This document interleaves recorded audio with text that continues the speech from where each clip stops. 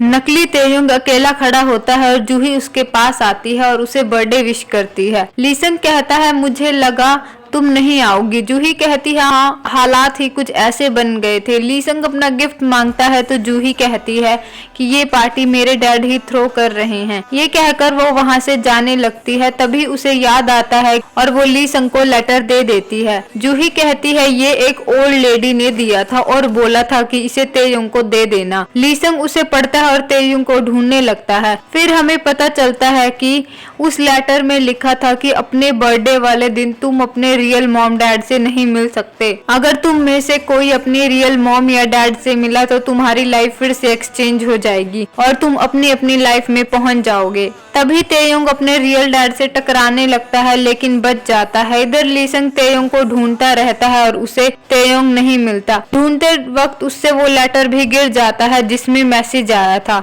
दूसरी तरफ ओ ये जिन तेयुंग को रोक लेती है और बात करने लगती है। वो पूछती है तुमने वो पियानो क्यों बजाया, तुमने पियानो बजाना कब सीखा। तेयुंग कहता है पता नहीं मैंने वो पियानो क्यों बजाया, मुझे ये भी नहीं याद कि मैंने पियानो क्लासेस कब ली थी। ओ ये जिन कहती है ये तो अजीब बात है। ओ ये जिन कहती है क्या तुम्हारे पास टाइम है, क्या तुम मेरे साथ कॉफी पीने चलोगे। तेयुंग हामी भरता है और वो साथ में कॉफी पीने के लिए चल देते हैं। वो होटल के उसी एरिया में पहुंच जाते हैं जहां मिस्टर हुआंग घूम रहे होते हैं। ढूंढते ढूंढते लीसंग भी उसी एरिया में पहुंच जाता है। लीसंग तेयुंग को देख लेता है और उसकी तरफ चलने लगता है। तभी मिस्टर हुआंग उसे आवाज लगाते हैं। वो दूसरी तरफ से आ रहे होते हैं और लीसंग को रोक लेते हैं। मिस्टर हुआंग तेयुंग को देखने ही वाले होते हैं कि तभी लीसंग मिस्टर हुआंग को गले लगा लेता है और तेयुंग के वहां से जाने तक गले लगाए रखता है। लीसंग कहता है मेरा बहुत मन था आपको गले लगाने का और आपका थैंक यू करने का। थैंक यू डैड, आपने जो कुछ भी दिया। ये सुनकर मिस्टर हुआंग मुस्कुराने लगते हैं। उसके बाद पार्टी खत्म हो जाती है और सारे गेस्ट अपने घर चले जाते हैं। घर पर बैठकर जूही सोच रही होती है कि लीसंग को वही पीस कैसे आता था जो तेयुंग बजाया करता था। तभी उसके डैड वहां आते हैं और कहते हैं मुझे तो लगा था तुम नहीं आओगी, और वो लड़का कौन था जिसके साथ तुम आई थी। जूही कहती है वो मेरा क्लासमेट था। डैड पूछते हैं उसके डैड क्या काम करते हैं। जूही कहती है डैड आप हमेशा यही सवाल क्यों पूछते हैं। डैड कहते हैं इसका मतलब वो गरीब फैमिली से बिलोंग करता है। डैड कहते हैं तुम्हें अपने जैसे बच्चों के साथ रहना चाहिए। ये कहकर वो वहाँ से चले जाते हैं। इधर मिस्टर हुआंग और मिसिज हुआंग भी पार्टी की बात कर रहे होते हैं। मिसिज हुआंग कहती है मुझे समझ नहीं आ रहा उस लीसंग ने वही पीस कैसे प्ले किया जो तेयुंग किया करता था। मिस्टर हुआंग कहते हैं वो तेयुंग को कॉपी करने की कोशिश कर रहा होगा। मिसिज हुआंग कहती हैं क्या वो तेयुंग जैसा बनने की कोशिश कर रहा है। मिस्टर हुआंग कहते हैं मुझे नहीं पता, तेयुंग उसे अपने आप संभाल लेगा। अब तेयुंग समझदार हो रहा है, आज उसने जो गिफ्ट दिया वो उसकी ग्रोथ की निशानी है। मिसिस हुआंग कहती है मैं तो डर ही गई थी जब आपने विल से उसका नाम हटा दिया था। मिस्टर हुआंग कहते हैं वो तो बस एक पेपर है जिसे मैं जितनी मर्जी बार चेंज कर सकता हूँ। वैसे जरूरी नहीं है कि मैं अपनी प्रॉपर्टी अपने बेटे के ही नाम करूँ। मैं उसे ऐसे इंसान के नाम करूँगा जो मेरे मरने के बाद भी उस कंपनी को आगे बढ़ाता रहे, जो काबिल हो। और तेयुंग साबित कर रहा है कि वो इस कंपनी के काबिल है। ये सुनकर मिसिस हुआंग का मुंह उतर जाता है। वो बाहर जाती हैं और फोन करती हैं। वो कहती हैं तुम जल्दी यहाँ आ जाओ, तुम्हारे हाथ से प्रॉपर्टी निकल रही है। वो उस पर चिल्लाती हैं और जल्दी से जल्दी वापस आने के लिए कहती हैं। इधर लीसंग को पता चल जाता है कि उसने लेटर खो दिया है। वो सोचता है ऐसा कोई और रूल भी हो सकता है जो मुझे नहीं पता। वो अगले दिन जूही से मिलता है और उस जगह जाने के लिए कहता है जहां उसे वो ओल्ड लेडी मिली थी। जूही उसे उस जगह ले जाती है लेकिन वहां कोई नहीं होता। जूही कहती है कल तो वो ओल्ड लेडी इसी जगह थी। इधर तेयुंग का बॉडीगार्ड जांगमून लीसंग के घर के पास से जा रहा होता है और तभी उसे लीसंग की सिस्टर दिखाई देती है जो लोगों से लड़ रही होती है जो किराया लेने आते हैं। बहस करते करते एक आदमी उसके बाल पकड़ लेता है और उसकी सिस्टर को गुस्सा आ जाता है और गुस्से में वो अपना सर उसके नाक पर मारती है। उसके नाक से खून आने लगता है और उसके साथियों को गुस्सा आ जाता है। वो उसे मारने की कोशिश करते हैं लेकिन वो उसके साथियों को भी पीट देती है। जांगमून ये सब देखता है और हेल्प के लिए आगे आता है। सिस्टर को लगता है वो भी उनका साथी है और वो उसे भी मुक्का मार देती है। इधर असली लीसंग और जूही असली तेयुंग की बात कर रहे होते हैं। जूही कहती है मैं उसके घर गई थी और उसकी फैमिली बहुत अच्छी है। लीसंग कहता है लेकिन वो गरीब है और उसका छोटा सा घर है। लीसंग बहुत कुछ बोलता है तो जूही कहती है ऐसा मत बोलो, मैं लीसंग को पसंद करती हूँ। ये सुनकर लीसंग चौंक जाता है और फिर हमें तेयोंग को दिखाया जाता है। वो अपना फ्रिज ओपन करता है और उसे वो केक मिलता है जो उसके डैड उसके लिए लाए थे। वो केक खाता है और खुश हो जाता है। फिर हमें लीसंग की सिस्टर और उन सब लोगों को दिखाया जाता है। दरअसल इतनी पिटाई के बाद वो तीनों पुलिस रिपोर्ट कर देते हैं और जांगमुन उसे जेल जाने से बचाता है। जांगमुन कहता है मैं तुम्हारी मदद करने की कोशिश कर रहा था और तुमने मुझे ही पीट दिया। सिस्टर कहती है तुम्हें दूसरों के मामले में नहीं पड़ना चाहिए था।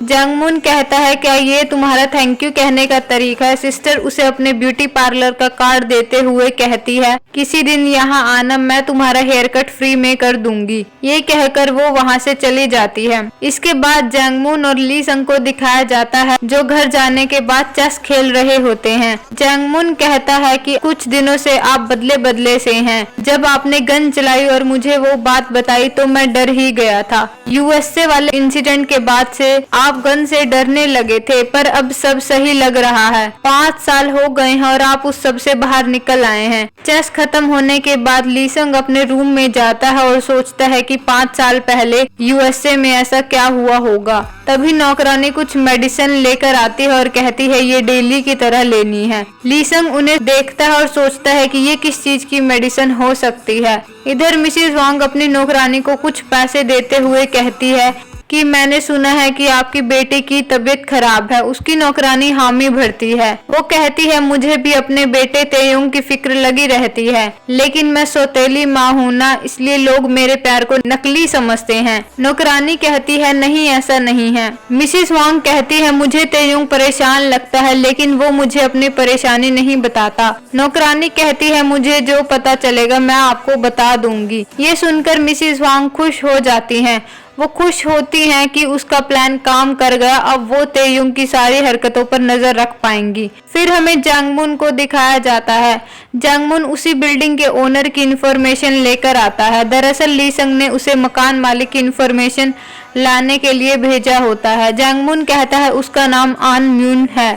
वो लीज का बिजनेस करता है, लेकिन असल में वो गैंगस्टर है। वो 2 नंबर के बहुत सारे काम करता है। लीसंग उससे मिलने के लिए जाता है। आन म्यून लीसंग और जांगमुन की बेइज्जती करता है और उनका मजाक उड़ाता है। जांगमुन कहता है यंग मास्टर तुमसे कुछ डील करने आए हैं। आन म्यून मजाक उड़ाते हुए कहता है बोलिए यंग मास्टर तुम क्या खरीदना चाहते हो। लीसंग कहता है मैं कुछ खरीदने के लिए नहीं आया, मैं चाहता हूँ कि तुम मिस्टर ली की फैमिली को परेशान करना बंद करो। ये सुनकर आन उनको गुस्सा आ जाता है। वो कहता है अब तुम मुझे बताओगे मुझे क्या करना है। वो लीसंग को मारने की कोशिश करता है और फिर हमें जांगमुन का जबरदस्त एक्शन देखने को मिलता है।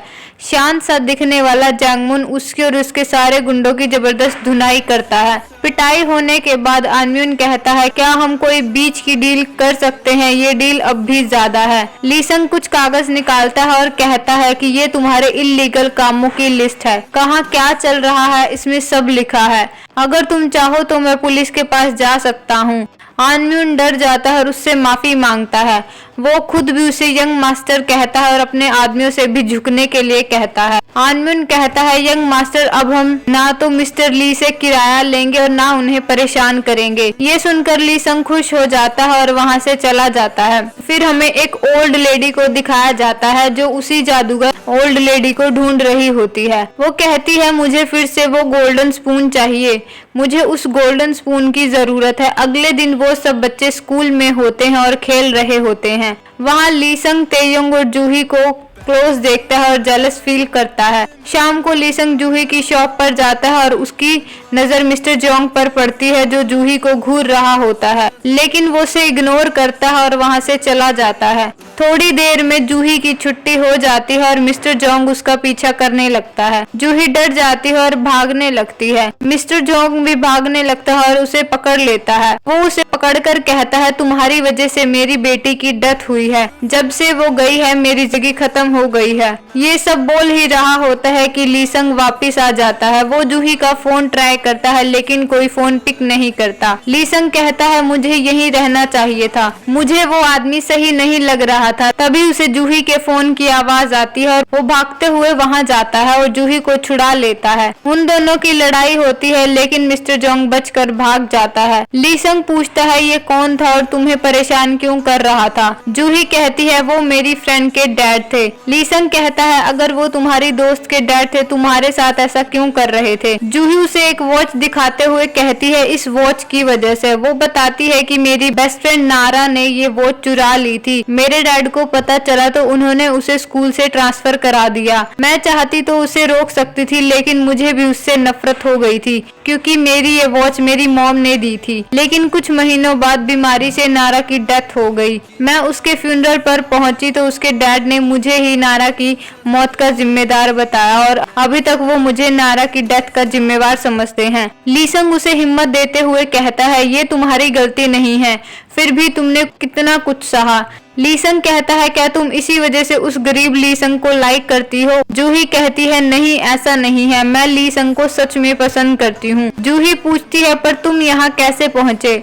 लीसंग कहता है मैं तुमसे मिलने आया था। वो जूही की गर्दन पर चोट के निशान देखता है और उसके बाल खोल देता है। जूही कहती है तुम क्या कर रहे हो, तो लीसंग कहता है कि तुम्हारी गर्दन पर निशान है, अगर प्रेसिडेंट ना देखेंगे तो उन्हें टेंशन होगी। वैसे मैंने पुलिस को रिपोर्ट कर दी है लेकिन तुम्हें अपना ध्यान रखना चाहिए। जूही हामी भरती है, फिर वो दोनों अपने अपने घर चले जाते हैं। घर जाकर लीसंग अपने डैड के स्टडी रूम में जाता है और कुछ ढूंढने लगता है। तभी मिस्टर वांग वहां आ जाते हैं। वो पूछते हैं कि तुम क्या ढूंढ रहे हो। लीसंग कहता है कि अगले महीने स्टॉक होल्डर्स की मीटिंग है और मैं स्टॉक प्राइजेस को स्टडी करना चाहता था। डैड कहते हैं तुमने पहले तो कभी स्टॉक होल्डर्स की मीटिंग ज्वाइन नहीं की, क्या तुमने मेरी विल पढ़ ली है।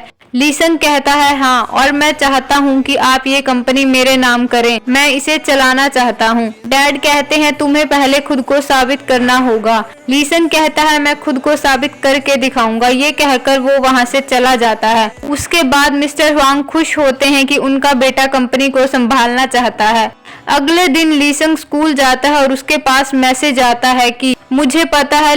लीसंग उस मैसेज को इग्नोर कर देता है और बुक खोलता है। बुक में उसे वही लेटर मिलता है। वो लेटर देखकर चौंक जाता है और उसके पास मैसेज आता है मुझे पता है कि तुम तेयोंग नहीं हो। मैसेज पढ़कर लीसंग हक्का बक्का रह जाता है। तभी तेयोंग दूसरी तरफ से आता है। वो भी कुछ टाइपिंग कर रहा होता है। उसे पास आता देख लीसंग डर जाता है और एपिसोड खत्म हो जाता है।